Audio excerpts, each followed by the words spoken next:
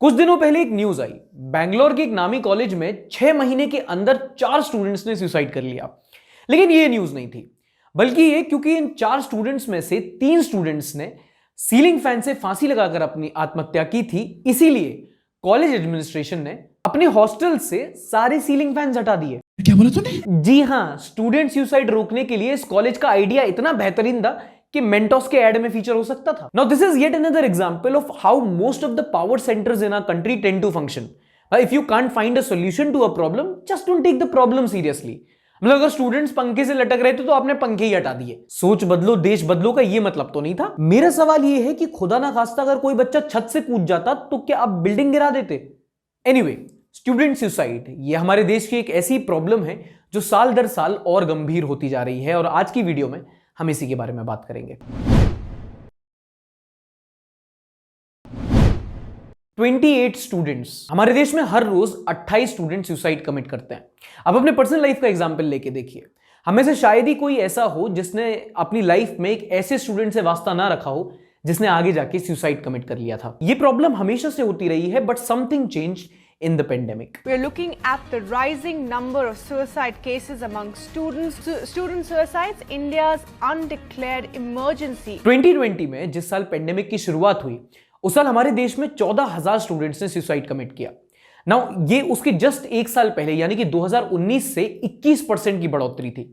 Student suicide में इतना बड़ा जंप हिस्ट्री में से पहले कभी नहीं देखा गया था। And the worst part is कि इसमें से भी 11,000 बच्चे माइनर थे, यानी कि 18 साल से कम उम्र के थे। इनफैक्ट सिर्फ 2020 नहीं, अगर आप 5 ईयरली चार्ट्स ट्रैक करेंगे तो पता लगेगा कि हर साल स्टूडेंट सुसाइड की घटनाएं बढ़ती जा रही हैं। और अब मुझे पता है कि आप क्या बोलोगे, ब्रो पॉपुलेशन भी बढ़ रही है ना ब्रो, पॉपुलेशन बढ़ेगी तो सुसाइड बढ़ेंगे, पॉपुलेशन बढ़ेगी सुसाइड बढ़ेंगे bro. But here's what you need to know. 2012 में एक लेंसेट रिपोर्ट हुई थी जिसमें पता चला था कि दुनिया के किसी भी देश के मुकाबले हमारे देश में जो 15 से 30 साल की उम्र के बच्चे हैं या स्टूडेंट्स हैं, उनका सुसाइड रेट सबसे ज्यादा है। Which should make us all wonder कि इंडिया में स्टूडेंट सुसाइड का जो ग्राफ है वो महंगाई दर की तरह क्यों बढ़ता जा रहा है। And there are many reasons for it. Parental expectations, peer pressure, exam pressure, bullying, गरीबी, बेरोजगारी। लेकिन उसमें से भी एक ऐसी बड़ी वजह है जो अब तक हमारी सोसाइटी अपने पैरा एथलीट्स की तरह इग्नोर करते आई है, मेंटल हेल्थ। क्या मेंटल, क्या हेल्थ? नरक में जाएगा तू। Now keep in mind, we are the most depressed country in the world, और हमारा एजुकेशन सिस्टम बाय डिजाइन ऐसा है कि बच्चे क्यूरियस कम, प्रेशराइज ज्यादा होते हैं, और इसका असर उनकी मेंटल हेल्थ पर दिखता है। Centre for the study of developing societies ने एक स्टडी की थी जिसमें यह पाया था कि पिछले कुछ सालों में इंडिया में हर 10 में से 4 स्टूडेंट्स ने कभी ना कभी डिप्रेशन बाउट एक्सपीरियंस किया है। And look, personally I have a huge problem with Indian education system, क्योंकि जो सुबह 6 बजे उठाकर 7 घंटे क्लासेस में पकाए और 20 मिनट का लंच ब्रेक दे, उस सिस्टम में इंसानियत की कुछ तो कमी है। एक बड़ी वजह जहां हमारा एजुकेशन सिस्टम मात खा जाता है वो ये है कि बच्चों को एग्जाम का इंतजार कम, डर ज्यादा लगा रहता है। और ये काफी नॉर्मल प्रोसेस है, सबको होता है। जब परीक्षा की घड़ी आती है तो स्ट्रेस लेवल्स बढ़ना लाजमी है। एग्जाम में स्टूडेंट्स, परफॉर्मेंस रिव्यूज के पहले एम्प्लॉइज, मैचेस के पहले प्लेयर्स, और इलेक्शन के पहले नेता लोगों की फट लेती है। सज्जन को क्या तकलीफ है भाई, क्या तकलीफ है इनको? Now to understand the psyche of students, मैंने बात की साइकोथेरेपिस्ट डॉक्टर नीरजा पांडे से, और इनसे जानने की कोशिश की कि हमारे स्टूडेंट्स किन प्रॉब्लम्स का सामना कर रहे हैं। So what is exactly wrong with your education system कि हमारे जो बच्चे हैं, जो स्टूडेंट्स हैं, उनको इतना गंभीर कदम उठाना पड़ जाता है? In India, I'm not talking of anywhere else. Generally, what is the scenario? How to love the studies, the passion for learning is missing. What kind of a learner the student is, that is missing. Life skills को कोई पढ़ाता नहीं है, emotions को handle करना कोई सिखाता नहीं है। घर में पेरेंट्स की टेंशन होती है, उनका एंगर, उनका आउटबर्स्ट, बच्चा उसी को इमोट कर रहा है। तो टेंशन पालना तो बचपन से सिखा दिया कि बेटा कल टेस्ट है, आज घर में टीवी ऑन नहीं होगा, घर में कोई नहीं आएगा। Such a big scene is created, but how to tackle the stress, that nobody is teaching. एक और प्रॉब्लम जो सिस्टम में नहीं बल्कि माइंडसेट में है वो ये कि हमने एजुकेशन को कंपटीशन बना दिया है। घुट घुट के चाहे हमारा बच्चा सिंगल डिजिट हो जाए, लेकिन रैंक डबल डिजिट नहीं होनी चाहिए, है ना अंकल जी? 95.5%, 99.6%, 95.7%, इससे कम तो गाली के बराबर है। एक और बात जो इंडियन पेरेंट्स को समझने की जरूरत है वो ये है कि जिन कोचिंग इंस्टीट्यूट्स में आप अपने बच्चे का दाखिला बेटर परफॉर्मेंस और बेटर मार्क्स के लिए कराते हो, उनमें कंपटीशन बहुत फियर्स होता है। मतलब जितने बच्चे कोटा कोचिंग के एक बैच में पढ़ते हैं ना, उतने पूरे रूरल बिहार में नहीं पढ़ते होंगे। वहां अलग ही वर्ण सिस्टम चल रहा होता है। वहां पे फर्स्ट रैंकर्स पहली वाली बेंच पे, फिर एवरेज स्टूडेंट्स उनके पीछे, उसके बाद जो एवरेज स्टूडेंट्स हैं वो उनके पीछे, और जिनके बेसिक्स कमजोर हैं वो दूसरी वाली बिल्डिंग में भी बैठे, तो क्या ही फर्क पड़ता है। और जो रैंक होल्डर्स होते हैं उनकी जिंदगी भी कोई आसान नहीं होती।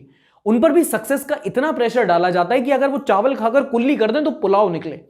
सोचिए आपको कैसा लगेगा अगर आपका बॉस आपके 200 कॉलीग्स के सामने आपकी बेइज्जती कर दे। कुछ ऐसा ही फील आपके बच्चे को होता होगा। उसके सेल्फ कॉन्फिडेंस की तो धज्जियां उड़ जाती होंगी। और यही वजह है कि निम्हांस की एक स्टडी बताती है कि देश के 11% कॉलेज और 8% high school students suicide attempt कर चुके हैं। Now this is serious. 11% of our college students are having suicidal tendencies. Lesser percent of them are having sex. Now the child gets very good marks, say 98% in the board, and the child feels कि वो I'm a very intelligent बच्चा, मुझे तो बहुत अच्छा आता है, मेरे इतने अच्छे नंबर पाए, मेरा अचीवमेंट है।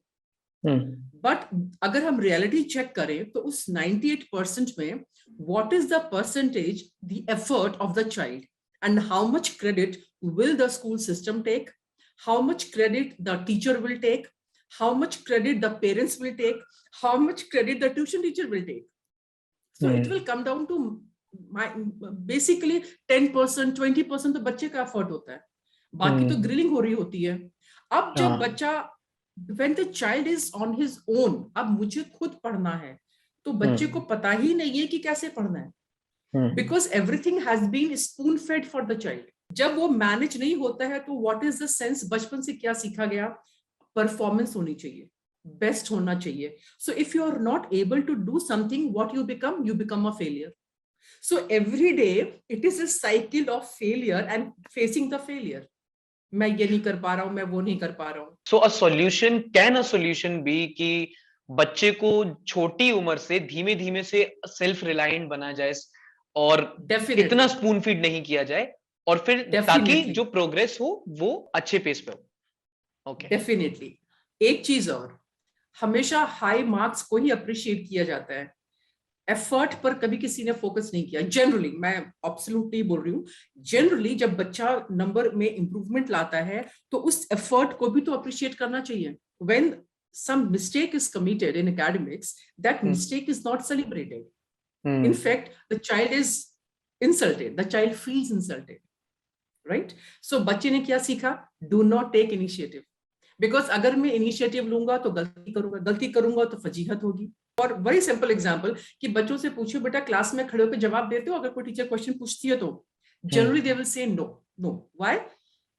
गलत आंसर बोल दिया तो, गलत प्रोनाउंसिएशन बोल दिया तो people will laugh. Perfection expect किया जाता है। सो परफेक्ट नहीं है तो हम क्या, बाय डिफॉल्ट हम क्या बन जाते हैं? Very imperfect. तो उनके एफर्ट्स को अप्रिशिएट करना हमको और सीखना चाहिए, इंस्टेड ऑफ कि सिर्फ मार्क्स बेस्ड अप्रिशिएशन। एग्जैक्टली। और पता है मेंटल हेल्थ जो इस टाइम पे हमारे देश के यूथ की सबसे बड़ी प्रॉब्लम्स में से एक है, उस पर हम अपनी हेल्थ केयर बजट का 1% भी खर्च नहीं करते। मतलब डेटॉल से हाथ साफ करने के बाद कीटाणुओं को भी 1% से ज्यादा शेयर मिलता है। दुख की बात यह है कि हमारी सरकार मेंटल हेल्थ केयर पर ज्यादा पैसा खर्च नहीं कर रही, बट इसमें तसल्ली सिर्फ एक बात की है कि वो फिजिकल हेल्थ केयर पर भी ज्यादा पैसा खर्च नहीं कर रही। On a lighter note, if you think of it, mental health is like climate change. It's a big problem, it's getting worse, you do not know how fucked up it is, और किसी को कोई घंटा फर्क नहीं पड़ रहा। Now as a parent what you need to understand, और ये मैं नहीं कह रहा हूं, ये मेंटल हेल्थ एक्सपर्ट्स का कहना है कि 13 से 19 साल की उम्र के जो बच्चे होते हैं वो ऑलरेडी काफी हार्मोनल चेंजेस से गुजर रहे होते हैं, और इस मोमेंट में बच्चों पर स्ट्रेस डालने से उनकी मेंटल हेल्थ पर काफी इफेक्ट पड़ता है। मतलब बच्चों की मेंटल हेल्थ काफी सेंसिटिव होती है। अगर आप उस पर स्ट्रेस डालोगे तो वो गुस्सा करते हैं, चिड़चिड़ाते हैं, और कभी कभी नेशनल टेलीविजन पे बहुत अजीब हरकतें करते हैं। 2 रुपया में एक ठोको कोला, 2 रुपया में एक ठोको। अच्छा, हमारा देश अभी मेंटल हेल्थ, या हिंदी में कहूं तो मानसिक स्वास्थ्य की समस्याओं को समझने में अभी बहुत शुरुआती स्तर पर है। इनफैक्ट आज से 4 साल पहले, यानी कि 2017 के पहले, अटेम्प्ट टू सुसाइड आईपीसी के सेक्शन 309 के तहत एक पनिशेबल ऑफेंस था। थैंकफुली उसके बाद मेंटल हेल्थ केयर एक्ट आया जिसने इसे बदला, लेकिन अभी भी मेंटल हेल्थ के बारे में बात करना, उसके बारे में डिस्कस करना इतना आसान काम नहीं है। पापा, वो कुछ बात करनी थी आपसे। हाँ बेटा बताओ, क्या दिक्कत है? मुझे ना, मतलब आपको बताना है कि मैं कैसे बताऊं? हाँ बेटा, पैसे चाहिए? नहीं, पैसे नहीं चाहिए। वो पापा, आजकल ना मुझे थोड़ा ठीक नहीं लगता। अरे बेटा, होता है आजकल, मौसम ही ऐसा है। 4-5 दिन धूप नहीं निकल रही। तुम बेटा काढ़ा पिया करो मेरे साथ, सुबह सुबह उठ के वर्जिश करो, सुबह काढ़ा शाम को काढ़ा। नहीं पापा, ठीक नहीं लगता, मतलब किसी चीज में ना मन नहीं लगता मेरा आजकल।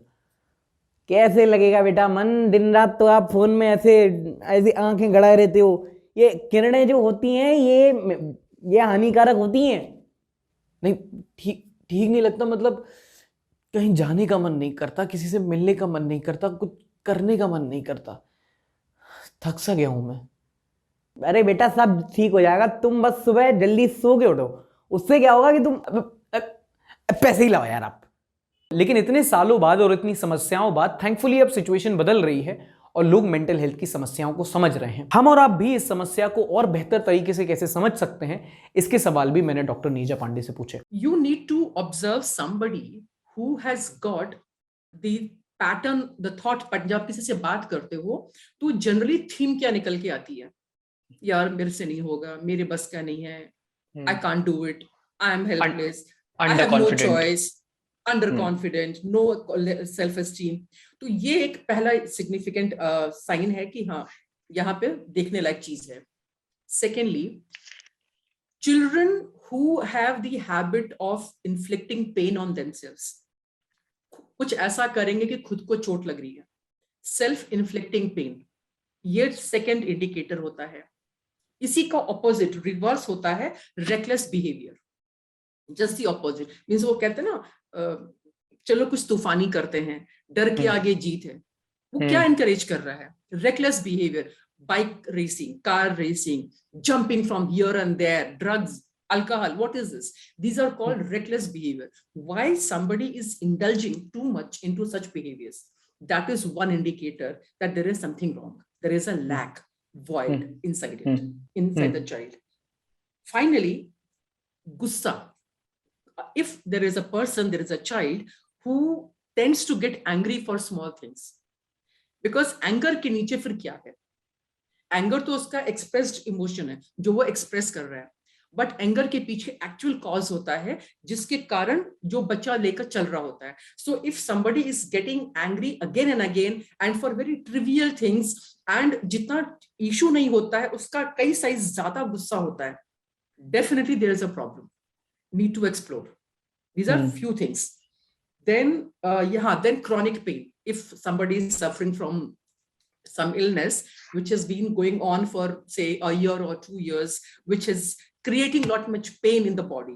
तो जो bodily pain होता है, जो chronic pain होता है, wherein the child, the person has to live with the pain day in and day out, that can become one of the causes for suicidal thoughts. एक और होता है कि जब आप किसी से बात करते हो तो बात में अरे इससे बढ़िया मर ही जाते, या मरना ठीक था, मीन्स कहीं ना कहीं डेथ की बात आ रही है, means the death instinct is very prominent. Now that can be another indicator कि बार-बार वो बच्चा डेथ की, मरने की बात क्यों कर रहा है। That means कुछ तो चल रहा है दिमाग में. So that could be the indicator for suicidal ideation. Now remember when I said कि 2020 में student suicide all time high पर थे, but if you think of it, 2020 में तो एग्जाम्स हुए ही नहीं थे। ज्यादातर स्कूल्स और कॉलेजेस ने अपने स्टूडेंट्स को लॉकडाउन की वजह से बिना एग्जाम के पास कर दिया था। तो फिर ये ग्राफ क्यों बढ़ा? उसकी वजह भी सेम ही है, लॉकडाउन। लॉकडाउन की वजह से बच्चे घर के बाहर नहीं निकल पा रहे थे। काफी सारे बच्चों के घर में एक फाइनेंशियल क्राइसिस भी आ चुकी थी, क्योंकि उनके पेरेंट्स की लॉकडाउन की वजह से जॉब जा चुकी थी, जिसकी वजह से घर पे लड़ाइयां होती थी, वो अपने दोस्तों से नहीं मिल पाते थे, कोई क्लासेस अटेंड नहीं कर पाता था, और इन सारे फैक्टर्स ने मिलकर बच्चों की मेंटल हेल्थ पर एक खासा असर डाला। लॉकडाउन ने हर किसी को घर के अंदर बंद कर दिया, and now there was no way to run away. Now, during the lockdown, thanks to Corona, everybody had to face something from which they were running away. Be it your own family dynamics, be it your relationships, be it your own emotions and feelings. अभी क्या था कि बाहर जाने का मौका नहीं है, पार्टी करने का मौका नहीं है, नाइट आउट का मौका नहीं है, तो यू आर ड्राइव पे चले गए, दोस्तों के साथ घूम लिया, अब ये ऑप्शन नहीं कुछ था। नहीं, कुछ नहीं था। तो क्या था?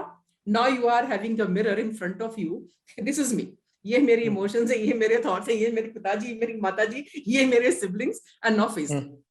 ओके, सो प्रॉब्लम लॉकडाउन की नहीं थी, प्रॉब्लम थी कि भागने का मौका नहीं मिला। अब no more running away and you have to face it. Face तो करा दिया लॉकडाउन ने, बट कोपिंग मैकेनिज्म नहीं था। कुछ ही समय पहले एक खबर आई थी कि एलएसआर कॉलेज में पढ़ने वाली ऐश्वर्या रेड्डी नाम की एक लड़की ने फाइनेंशियल क्राइसिस और ऑनलाइन क्लासेस ना अटेंड कर पाने की वजह से सुसाइड कर लिया था। इसके बाद काफी सारा प्रोटेस्ट हुआ था, जिसके बाद कॉलेज अथॉरिटीज को अपने नियम भी बदलने पड़े थे। उसके कुछ ही समय बाद क्लास 9th की एक लड़की देविका ने भी सुसाइड कर लिया था, और इन दोनों सुसाइड की एक कॉमन वजह थी, डिजिटल डिवाइड।